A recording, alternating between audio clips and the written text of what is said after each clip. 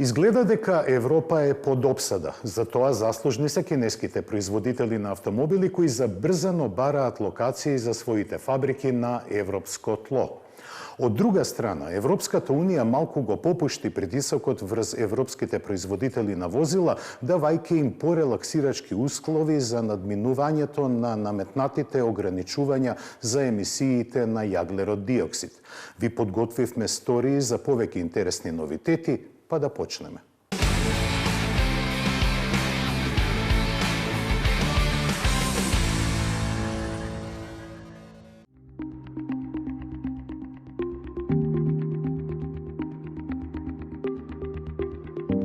Бентли се пофали дека своите автомобили ги нуди во неверојатни 46 милијарди конфигурации. Заслужна за ваквата бројка е програмата Мулинер, со која секој може да добие она што ќе го посака.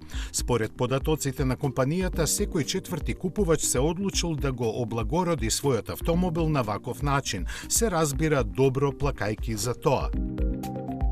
Програмата за персонализација на Бентли вклучува и опции како што се комплети за каросеријата од јаглеродни влакна, клешти на сопирачките во сина, жолта или сребрена боја, уникатни завршетоци на издувните цевки и друго. Најголемиот број комбинации сепак го прават акцентите на надворешноста или внатрешноста во разни бои, додека на прибирливите на располагање им стојат и нешта како што се ексклузивните комплети чаши за пијалак или пак централната конзола со биометриско заклучување.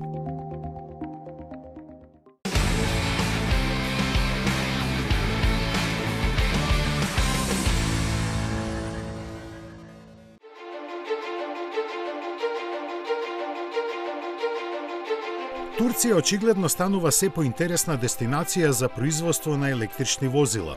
Така смета и Hyundai, кој наскоро за тоа ќе започне да ја подготвува својата фабрика таму. Планираните инвестиции ќе бидат најголеми од незиното отворање во 1997 година и ќе опфатат целосна трансформација на производството. Во оваа фабрика, која се наоѓа во градот Измит, на околу 100 километри од Истанбул, досега се произведени повеќе од 3 милиони патнички и комерцијални возила, од кои голем дел пласирани на европскиот пазар. Во неа работат 2400 луѓе, а производственото портфолио моментално ги вклучува ID10, ID20 и Байон. Значајно за економијата на земјата и тоа што околу 55% од деловите и компонентите се добавуваат локално.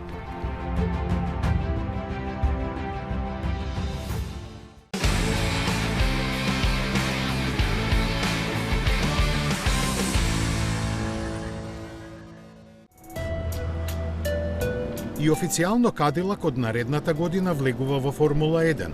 Одлуката ја соопшти ФИА, наведувајќи дека пријавата успешно е оцената во однос на спортските, техничките и комерцијалните услови што ги бара шампионатот, во кој од идната година ќе настапуваат 11 тима. Иако Кадилак има долга и успешна тркачка историја, не само во Америка, првиот обид да се вклучи во најбрзиот циркус заедно со тимот Андрети не доби зелено светло од организаторите. Затоа се пристапи кон друга стратегија, со сопствената шасија и користење на мотори од Ферари во првите 2 години, после што ќе се развиваат нови погонски единици. Сезоната 2026 во формула за која ќе важат нови правила ќе започне идниот март со трката за големата награда на Австралија.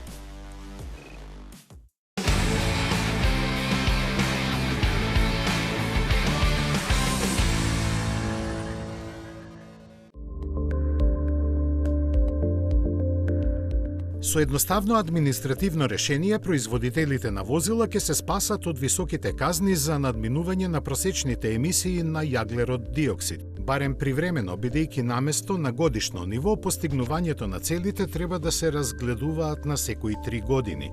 Така, без да се менува законската регулатива на производителите, ќе им биде дозволено сега да ги надминат праговите, но за да се спасат од казните, треба во наредните 2 години да го надоместат тоа. Официјално ваквата одлука ќе биде донесена заради технички причини, иако никој не крие дека вистинската намера е на автомобилската индустрија да й се даде флексибилност која во моментов ја нема. Се очекува целата процедура околу тоа да биде завршена до крајот на месецов. За намалувањето на просечните емисии досега најмногу беа заслужни електричните возила. Но заради слабиот интерес за нив, автоиндустријата ја очекуваат милиарди евра казни, бидејќи се плаќаат по 95 евра по возило за секој надминат грам. Единствен начин да се спаси од нив е здружувањето во виртуелни сојузи со некој производител на електрични возила, за што според аналитичарите плаќаат по 300 милиони евра годишно.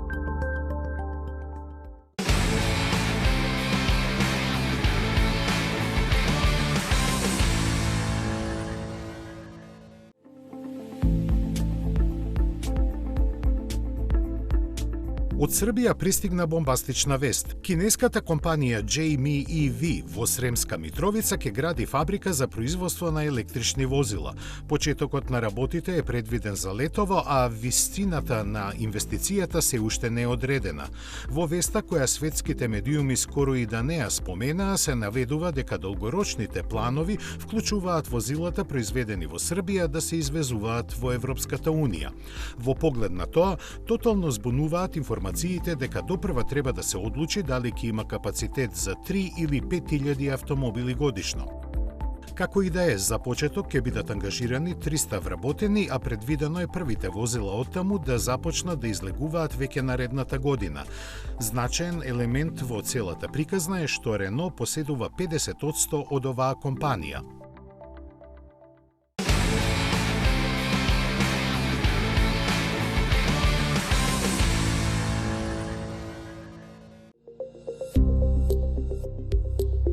Жените избраа, според нив, Hyundai Santa Fe е светскиот автомобил на годината.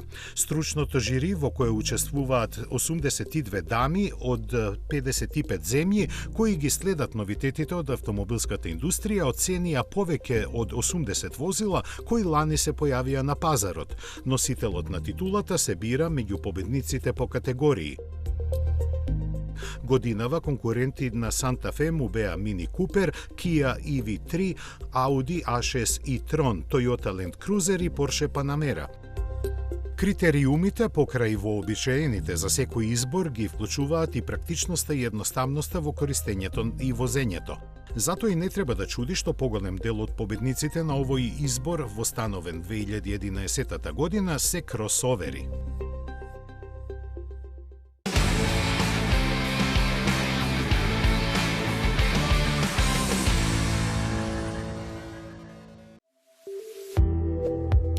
Рено ги израдува поклониците на легендарната четворка, објави дека започнува со примањето на нарачки, но истовремено и ги онерасположи бидејќи цените не се какви што очекуваа. Тие скоро во целост се изедначени на сите пазари каде електричниот Рено 4 ќе биде лансиран и стартуваат од 30.000 евра за верзијата со 120 конски сили и автономија од 308 километри. За попрактичната изведба со 150 коњи и батерии доволни за 409 километри ќе треба да се доплатат 3.500 евра. Секако овие цени ќе бидат намалени за износот на субвенциите таму каде ги има. Треба да се знае дека механиката целосно е иста како и кај модерниот Рено 5, кој е поевтин за околу 2000 евра, кој пак се очекува и во послаба 95 конска варијанта за сума по 25.000 евра.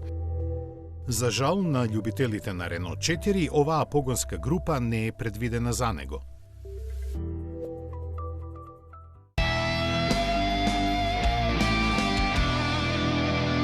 «15 години вие одбирате, ние купуваме за 24 часа. 15 години, над 10.000 клиенти. 15 години општествено одговорна компанија, 15 години доверба, 15 години лидери на пазарот. Финансираме патнички возила, комерцијални возила, камиони, пловни објекти, опрема и машини за вашиот бизнис.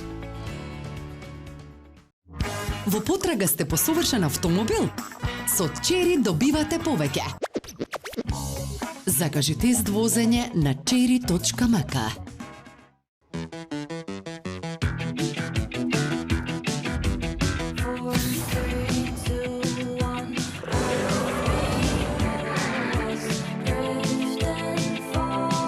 Новиот Peugeot 5008, најнова генерација на SUV со 7 седишта. Во потрага сте по совршен автомобил? Со Чери добивате повеќе. Закажи тест возење на cherry.mk.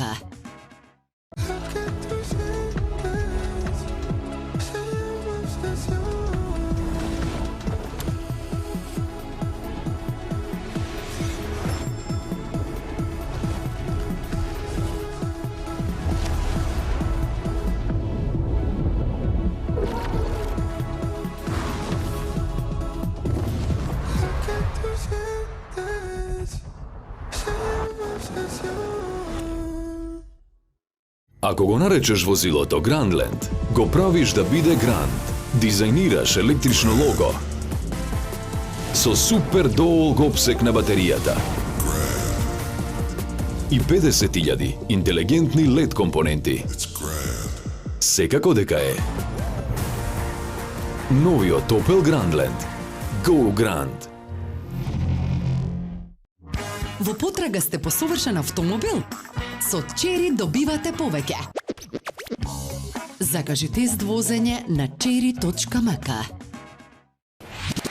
Метрополис, број 1 радиомрежа.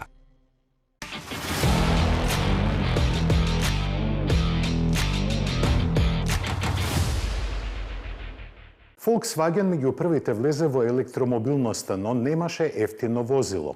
Сега забрзано работи тоа да го смени.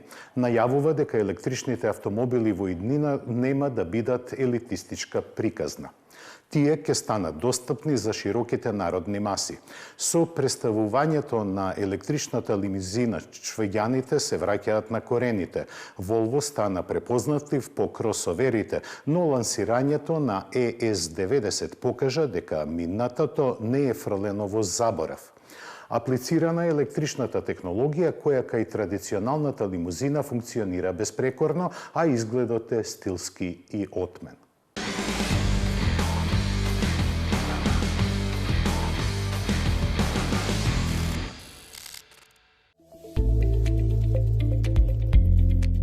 Дека ќе се врати на корените го порачува производителот чие име значи народно возило, но кога станува збор за електромобилноста, Volkswagen одамна се одметна од народот и се сврте кон оние со длабок джеп.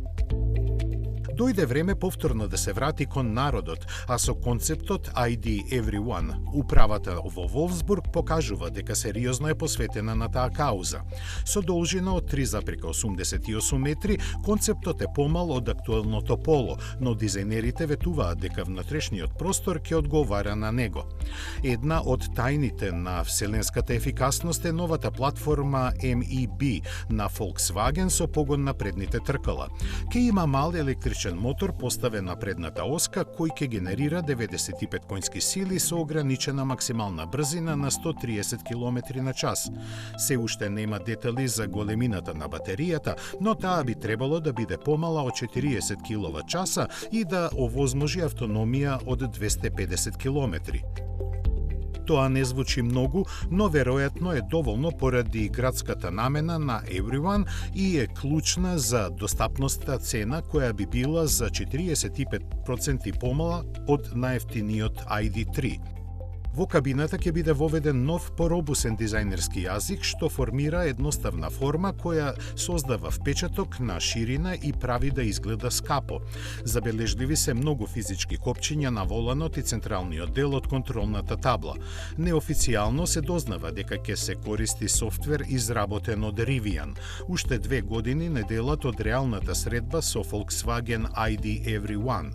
Volkswagen најави дека ќе објави уште една смотра на неговото Electric Urban Car Family на есен и дека нема да биде единствениот бренд од групата што ќе има достапно електрично возило.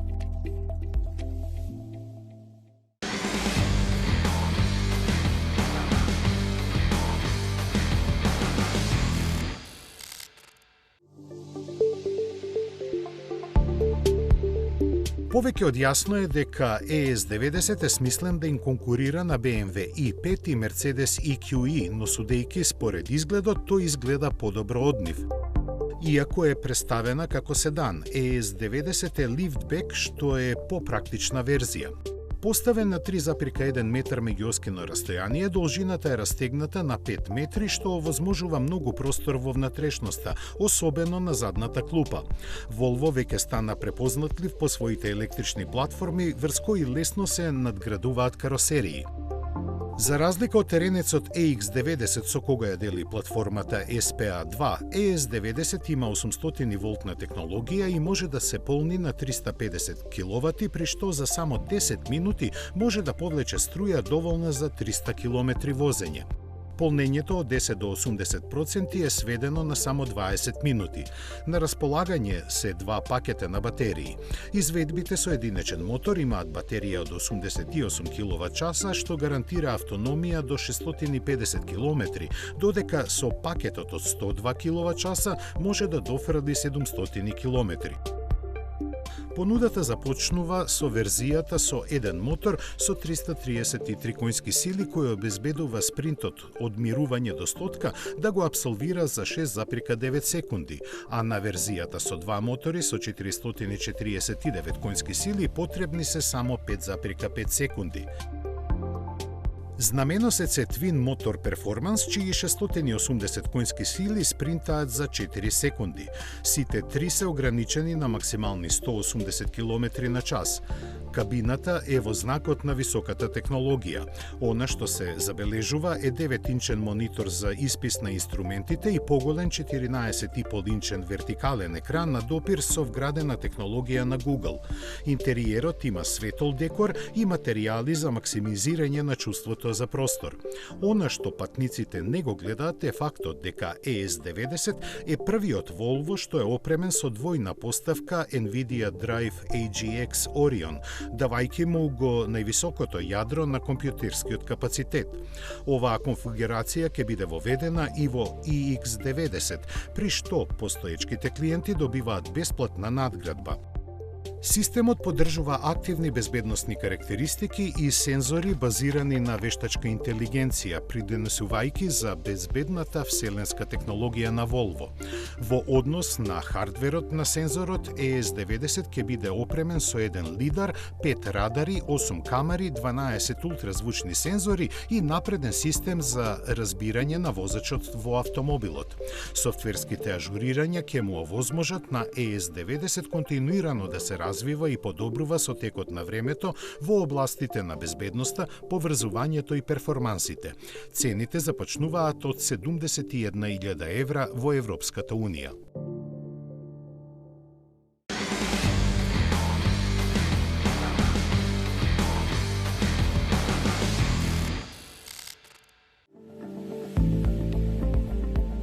BYD не мирува, додека една фабрика гради, а за втората се подготвува, крои планови за трет производствен погон со кој би го напаѓал стариот континент. Јасно е и зошто, за да се избегнат царините од 17,4% кои Европската Унија му ги наметна. Сепак, ако се знае дека фабриките во Унгарија и Турција ќе имаат комбиниран капацитет и до половина милион возила годишно, тогаш се поставува прашањето колкави се желбите и плановите на кинеската компанија основана 2003 година. Како и да е, според изјавата на Стела Ли, главниот извршен директор на BYD за Европа, одлуката за новиот погон ќе биде донесена во наредните 18 до 24 месеци без да прецизира за кои локации се размислува. До тогаш и двете фабрики ќе произведуваат, а продажната мрежа треба да биде разгранета на целиот континент. Минатата година BYD продаде импресивни 4,5 милиони возила глобално, поставувајќи се на 6-та позиција на листата најголеми светски производители, а продажбата во Европа се искачи на 50.000 возила. Истовремено, од компанијата пристигна вест дека се развива електрична архитектура која ќе работи на 1000 волти, способна за 5 минути да повлече струја за поминување 300 километри. Ауди покажува дека со динамичниот, мазен и елегантен дизајн ерата на караваните се враќа на голема врата. Од Инголштад пристигна силна порака, рака на срце на неконвенционален начин. Според непишаните правила, прво се лансираат седаните, па потоа нивните каравански верзии. Сега тоа не е случај и првично е лансирана караванската верзија.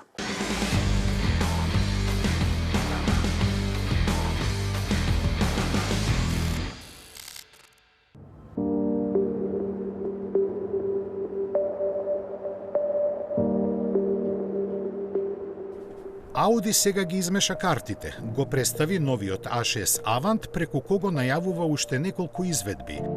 Тоа секако дека ќе биде еквивалентниот седан, а се очекува низата да ја продолжат изведбите A6 Allroad и RS6. Враќањето на сцена на Audi A6 Caravan повторно го комплетира германското премиум тројство. Сега пак, како во старите добри времења, ќе се разгори конкуренцијата помеѓу господарот на прстените, BMW серија 5 Touring и Mercedes E-Class Estate. Едно нешто што не може да се негира за A6 Avant е дека има сериозно мазен профил, зафат нетипичен за ваков тип возила. Ауди се погрижи новитетот да биде најаеродинамичниот караван кој ги носи 4 прстени со погон на согорување. Во инает на поголемите димензии во однос на претходната генерација, тој може да се пофали со коефициент на отпор на воздухот од 0,25. Само за појаснување, единствениот караван на Ауди што го надминува новодојденецот е електричниот A6 e-tron Avant, кој има 0,24. Ги споменавме димензиите. Со вкупна должина од 4990 мм, тоа е за 60 мм подолго од неговиот претходник. На представувањето Ауди вети дека патниците ќе се чувствуваат како во прва класа, тврдејќи дека A6 Avant нуди патување како во ниту едно друго возило во својата класа.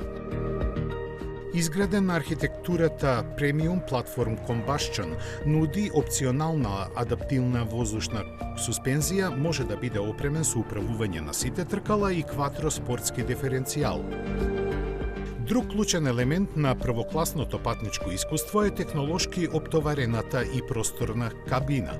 Тука се вклучуваат дигитален кокпит со 3 екрани, прилагодлив панорамски стаклен покрив, премиум звучен систем Bang & Olufsen и автоматска контрола на климата во 4 зони. Иако Ауди е фокусира на електрификацијата, во новиот A6 Avant се нудат благо електрифицирани бензински и дизел мотори. Тие се застапени со 2.0 TFSI бензин со 4 цилиндри и 2.0 TDI дизел со исто толку цилиндри и двата произведуваат идентични 204 конски сили. Тука е и помоќниот 6-цилиндерски 3.0 TFSI со 367 конски сили. Сите се впрегнати со системот Mild Hybrid Plus, опремен со батерија од 48 волти, стартер со ремен алтернатор и електричен мотор-генератор. Со полн газ, електричниот мотор може да обезбеди дополнителни 24 конски сили и 230 Нм вртежен момент, а исто така користи енергија од сопирањето за полнење на малата батерија. Според Ауди, оваа поставка му овозможува на A6 Avant да вози исклучиво на електрична енергија за време на маневри со мала брзина, како паркирање или ползење низ градскиот сообраќај. Се очекува во иднина да бидат достапни верзии со приклучен хибрид. Она што охрабрува е што во Германија основниот модел со благ хибриден бензински мотор е со цена од 58.000 евра, што е за 1.900 евра поевтино од почетната цена на A6 Avant во заминување.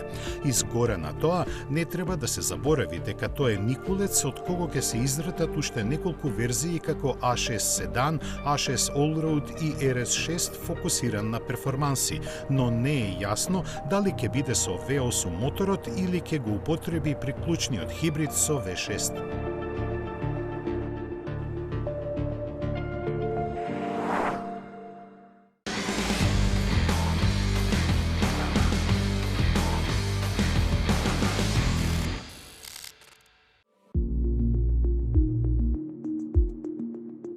Со кратко одложување заради царините, кинескиот Чанган започнува со освојувањето на Европа.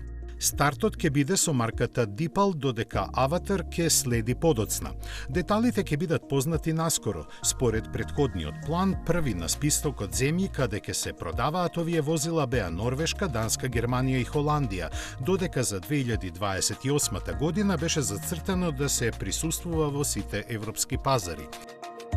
За сега се знае дека стартот ќе биде со кросоверот Deepal S07, кој за Кина се произведува во две верзии со 220 или 260 конски сили и батерии со кои може да помине 520, односно 630 километри. Постои изведба со продолжена автономија која ја обезбедува 1,5 литарски бензински мотор, но таа тешко да пристигне во Европа. Оваа марка го сврте вниманието на светот кон себе со невообичаениот краш тест со испуштање на автомобил од хеликоптер од висина од 32 метри, но и со тоа што новата Mazda 6e е поставена на нивна платформа. Компанијата Чанган, која е во државна собственост, лани има продадено 2,2 милиони возила и има развоен центар во Бирмингем и дизајн студија во Торино и Минхен. Располага и со фабрика во Тајланд со проектиран капацитет за 200.000 возила, од каде, ако не сега, тогаш во блиска иднина, сигурно ќе доаѓаат и европските модели. Малку марки во светот може да се пофалат со 95 годишно постоење, а само едно дизајнерско студио годинава го прославува таквиот јубилеј. Пининфарина е легенда во автомобилскиот и индустрискиот дизајн, чии услуги ги употребувале и употребуваат многу компании. Перформансната марка на Рено, Алпин, за неполни 3 месеци ќе го лансира електричниот A390 кој има 3 мотори, додека со Emira Turbo SE Lotus го лансира својот последен модел со мотор на согорување.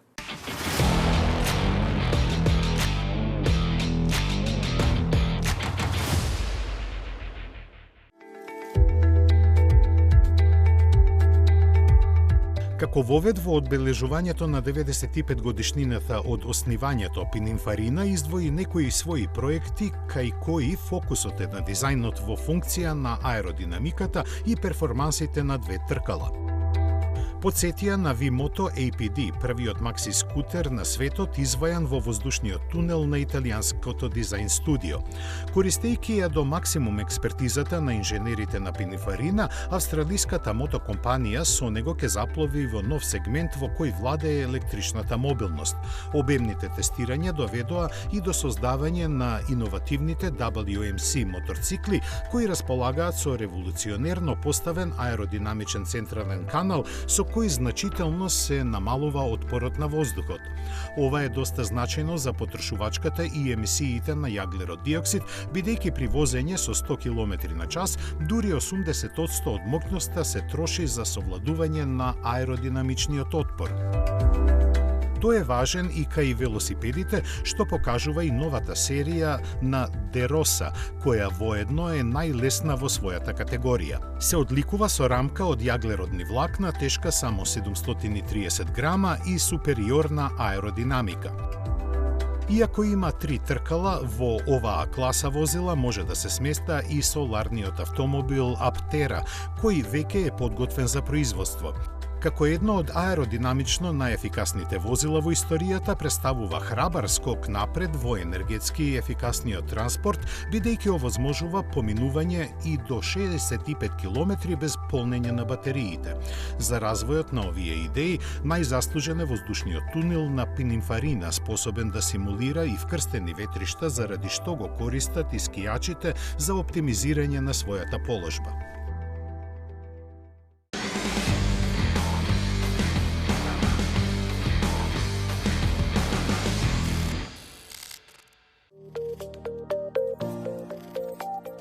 Новиот фастбек модел Alpine A390 се подвргнува на завршни тестови при ладно време на температури до минус 40 степени во арктичкиот круг во Шведска. Целта на возењето во снежните патишта и замрзнатите езера е да се провери нивото на перформанси и агилност. Целосно електричниот A390 ќе биде првиот седан со 4 врати во 70 годишната историја на марката. Сепак фокусот е на спортските корени на Alpine. A390 има 3 електрични мотори и располага со 5 режими на возење, вклучувајќи Track Mode и Active Torque Vectoring. Спортската лимузина со 5 седишта е долга 4,62 метри и висока 1,53 метри. Внатрешноста е опремена со волан преслечен со напа кожа и рамен долен дел. Трите контроли се позајмени од воланот на Формула 1 од болидите на Alpine, со лесно достапни режими за возење како престигнување или надополнување.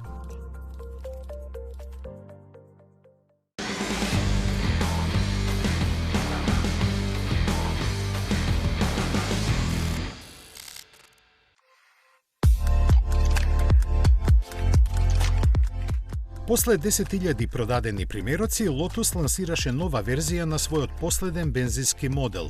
Означен како Emira Turbo SE, тој има дволитарски турбомотор од Mercedes AMG со 405 конски сили и 480 Нм максимален вртежен момент. Погонот е на задните тркала, до кои силата стигнува исклучиво преку 8 степен менувач со двојна спојка. Очекувано перформансите се само малку подобри од 3,5-литарската V6 верзија со мотор од Toyota, бидејќи располагаат со иста количина конски сили. Забрзувањето до 100 за 4 секунди, а максималната брзина 290 км на час. Скоро иста е и цената која изнесува 90.000 фунти. Но затоа ослонувањето е поспортско, со пирачките унапредени, а електрониката располага и со Launch Control System. Автомобилот е облагороден уште со тркала од 20 инчи, алкантара во кабината и црни издувни цевки. Не е исклучено понудата во иднина да биде збогатена и со хибридна верзија, веројатно со јапонската погонска група. Emira заедно со електричната Evija ја произведуваат во Велика Британија, додека EMEA и Eletre доаѓаат од Кина. Најдобар показател дека доаѓа пролета е прекинувањето на важноста на одредбата за задолжително носење на зимската опрема на возилата. Од денеска таа веќе не е на сила, но не брзајте со ставање летни пневматици. Месец март знае секогаш да изненади. До гледање до следната сабота.